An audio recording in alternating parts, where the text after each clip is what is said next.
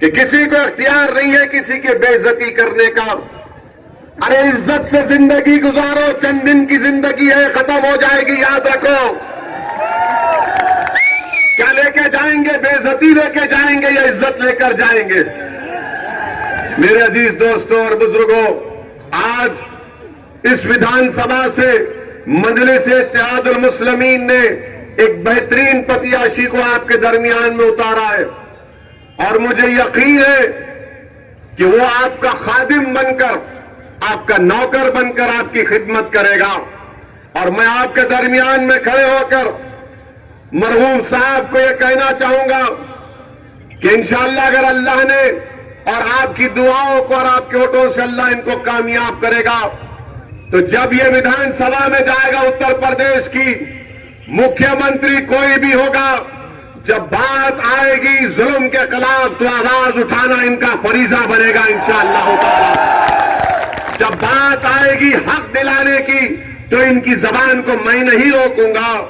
जब बात आएगी दबे कुचले अवाम को उनका हक दिलाना, उनका मान सम्मान दिलाना, जब बात आएगी अल्पसंख्यक समाज मुसलमान की तो मैं ये कहूंगा कि मरहूम उत्तर प्रदेश की विधानसभा के दरो दीवार को हिलाकर रख दो, मगर इस विधानसभा की जनता को कभी मायूस मत करो। चाहे किसी का भी मजहब कुछ हो, मंजलिस जुल्म को बर्दाश्त नहीं करती, मंजलिस जालिम का साथ नहीं देती, मंजलिस कमजोरों का, गरीबों का, मजलूमों का साथ देती आई है और ये हमारी तारीख रही है। मेरे अजीज दोस्तों और बुजुर्गों, कल सहारनपुर में देश के प्रधानमंत्री आए थे।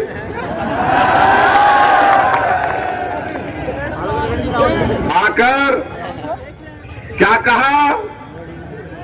मुस्लिम महिला, हाय तेरी मोहब्बत।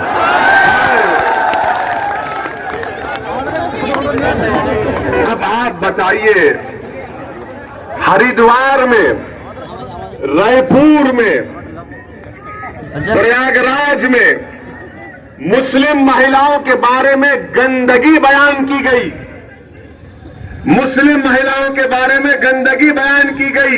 ये हमारे प्रधानमंत्री को सुनाई नहीं दिया क्या? हम और आपने सुना, देश ने सुना, मीडिया ने दिखाया थोड़ा थोड़ा, सोशल मीडिया पर पूरा वीडियो निकल गया कि जो जो महाशय वहां पर थे उन सब ने क्या क्या कहा, मगर देश के प्रधानमंत्री को खाली तलाक के मामले में मोहब्बत है। ये अजीब बात है इनको। अब शादी की उम्र 18 से 21 साल करेंगे, ये शादी के पीछे क्यों पड़े रहते नहीं मालूम मेरे को। नहीं बोल रहा हूं मैं, कुछ ज्यादा उसमें समझने की जरूरत नहीं है आपको, आप अक्लमंद है, समझ जाइए। हाँ, मीडिया के लोग बोलेंगे वो इसी ने भड़काऊ भाषण दिया प्रधानमंत्री के बारे में। बाज मीडिया का मामला ऐसा है कि वो बोलते सबको बोलो मगर हमारे नेता प्यारे को मत बोलो। हमारी मजबूरी यह है कि हम सबको भी बोलेंगे, प्रधानमंत्री को भी बोलेंगे इंशाअल्लाह। ट्रिपल तलाक का कानून क्या है? मुस्लिम महिलाओं को बर्बाद कर दिया गया उस कानून से। अगर कोई बेवकूफ किस्म का मुस्लिम मर्द जहालत में आकर गुनाह करता है, ट्रिपल तलाक 3 बार कहता है, तो उसको जेल भी जा दिया जाएगा, शादी भी नहीं टूटेगी, शादी भी नहीं टूटेगी, जेल जाएगा। जेल कोर्ट अगर 2 साल की सजा दिया तो वो हमारी बहन 2 साल तक उस बेवकूफ गधे का इंतजार करेगी कि जब वो जेल से निकलेगा तो प्रधानमंत्री बोल रहे हैं कि बहन तू एक बैंड बाजा लेकर जाना। जब 2 साल के बाद वो निकलेगा तो बैंड बाजे वाले से कहना कि बहाओ फूल बरसाओ मेरा महबूब जेल से। क्या कानून बनाए प्रधानमंत्री आप, माशाअल्लाह माशाअल्लाह। आपको तो कहना चाहिए कि आपका दिमाग की तारीफ करना चाहिए। ओह, अरे मुस्लिम महिलाओं का बेड़ा गर्क कर दिए आप। हम क्या कह रहे थे कि जब शादी होती मेहर दी जाती ना, मेहर देना पड़ता ना, तो मेहर का जो अमाउंट है उसको आप 300% कर दो, 400% कर दो। हमारे पास शादी जन्म जन्म का साथ नहीं है, ओनली वन जन्म, जन्म जन्म का नहीं है हमारे पास, एक ही जन्म काफी है ओवैसी के लिए अपनी बीवी के साथ। आप वो मेहर का अमाउंट 400% कर दो, कॉन्ट्रैक्ट है ना, कॉन्ट्रैक्ट अगर वायलेशन होगा तो उसमें जेल भी जा सकता कोई, मगर नहीं, मकसद क्या था कि जेल को भिजाओ और इनको बच्चों को परेशान कर दो और फिर देश के सामने जाकर बोलो। अरे भाई, आप जब इन बच्चियों की फिक्र आपको नहीं है जो स्कूल जाना चाहती, कॉलेज जाना चाहती, इस पर प्रधानमंत्री नहीं बोलेंगे, खामोश खामोश रहेंगे। मेरे अजीज दोस्तों और बुजुर्गों, और समाजवादी पार्टी चांदपुर विधानसभा से इनका प्रत्याशी कौन है? अखिलेश यादव ने 2013 में उसको मुजफ्फरनगर के दंगों में गिरफ्तार किया था, मुजफ्फरनगर के दंगों में गिरफ्तार किया था। अगर मेरी बात को अगर सच साफ मानना है तो टाइम्स ऑफ इंडिया के वेबसाइट पर जाकर उस प्रत्याशी का नाम डाल दो गूगल में।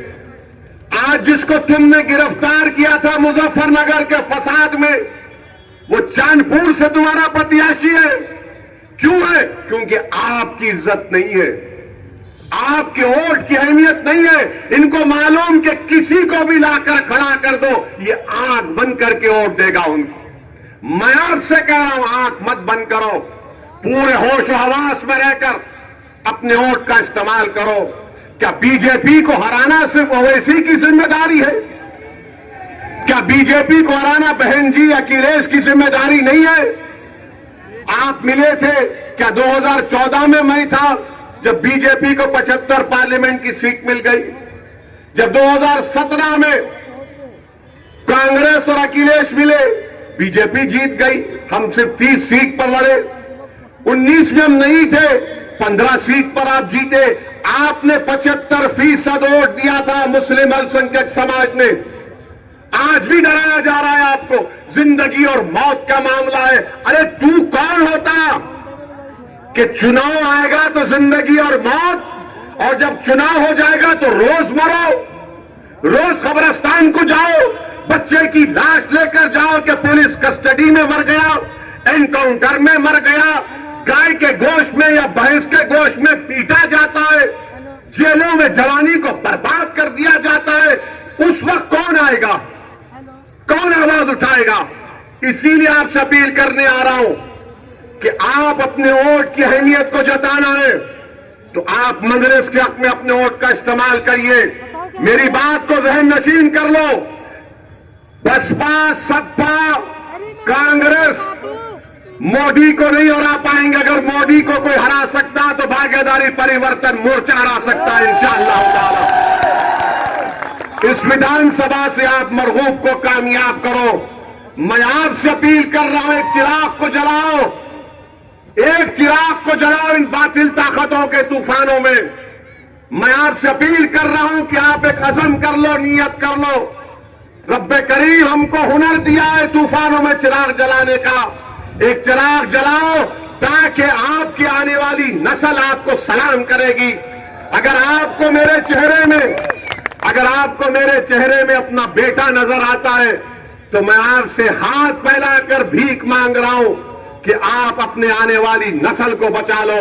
अगर आपको मेरे चेहरे में अपना चिचा नजर आता है या कोई दोस्त नजर आता है तो मेरी बात को सुनो, समझो, वरना ये जो आज जो बच्चे 15 साल के हैं, कल जब 20 साल के हो जाएंगे और वो आपसे सवाल करेंगे हिस्सेदारी के बारे में, शिक्षा के बारे में, रोजगार के बारे में, सियासी आवाज के बारे में, ताकत के बारे में, तो आप क्या जवाब देंगे? मेरी आप तमाम सदमन गुजारिश है कि आप 14 तारीख के दिन पतंग के निशान पर बटन दबाकर मरगूब को कामयाब करिए। मैं ये बात आपको बता रहा हूं, मेरी बात सुनो भाई प्लीज। मैं आपको बता रहा हूं कि मेरी जिंदगी की कोई अहमियत नहीं है।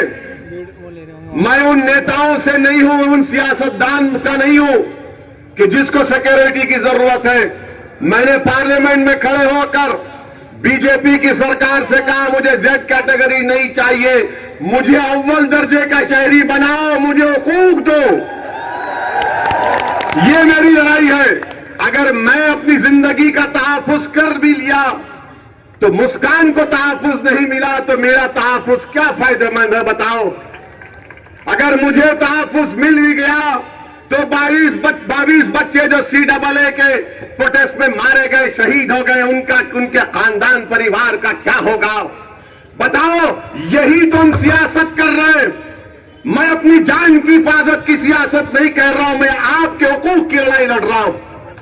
और मैं आपको बता रहा हूं कि इंशाअल्लाह ताला आपकी दुआओं की वजह से, अहले दिल की दुआओं की वजह से अल्लाह ने मुझे एक नई जिंदगी दी है।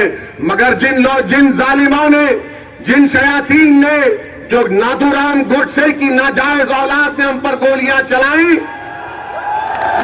और जो दिमाग जो पीछे, उनसे कह रहा हूं, मैं तुमको जिम्मेदारी के साथ कह रहा हूं, तुम्हारी गोलियां मेरे दिल में डर नहीं पैदा कर सकेंगी। तुम्हारी गोलियां मेरे हौसले अज़म को कम नहीं कर पाएगी इंशाअल्लाह। तुम्हारे गोलियां मेरी जबान को खामोश तो कर सकती है, मगर जो जज्बा और जोश और पैगाम हम दे चुके हैं वो मेरी मौत के बाद भी सुबह कयामत तक इंशाअल्लाह जारी और सारी रहेगा। मेरे अजीज दोस्तों और बुजुर्गों, तो उठिए, 14 तारीख के दिन एक होकर असबियत को खत्म करिए, एक हो जाइए, असबियत को खत्म करिए और देखिए कि चुनाव आपके मुस्तकबिल का है, आपके हिस्सेदारी का चुनाव है।